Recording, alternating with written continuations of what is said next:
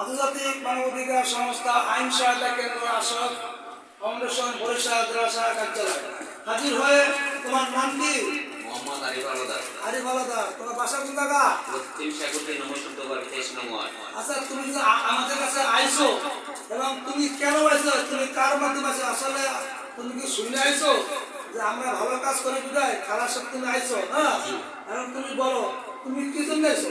আমি আসছি, আমার বউ চলে গেছে 3 মাস আগে। আমি খালার কাছে শুনছি আপনারা অনেক ভালো কাজ করেন, তার জন্য আর কি আপনাদের কাছে আমি আসছি। আমার বাচ্চা আমার কাছে রেখে আমার বউ চলে গেছে।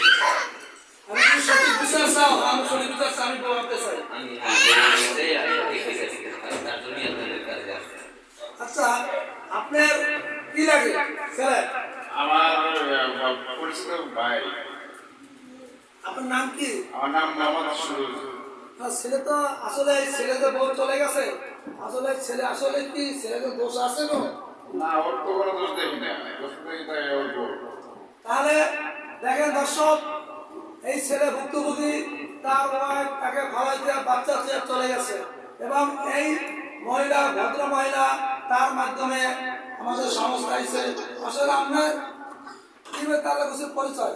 আমাদের এলাকা, তারপর মেয়েটা খুবই ছেলেটারা অনেক অত্যাচার করে। তার ছোট একটা বাচ্চা রেখে গেছে, বাচ্চাটা অনেক অসুস্থ, বাচ্চাটা প্রতিবন্ধী এবং তার শরীর সমস্ত শরীর একদম পচে গেছে। আমি দেখে আমার বাসায় নিয়ে আসছি। এর আম্মা অনেক অসুস্থ, এই মহিলা এই বাচ্চাটার দেখাশোনা করে।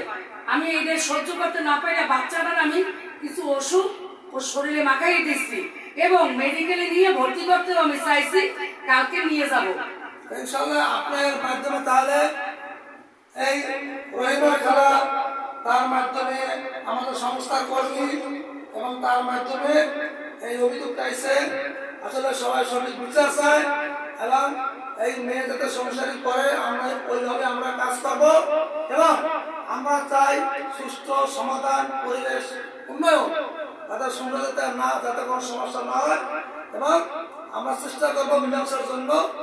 ধন্যবাদ। আসসালামু আলাইকুম।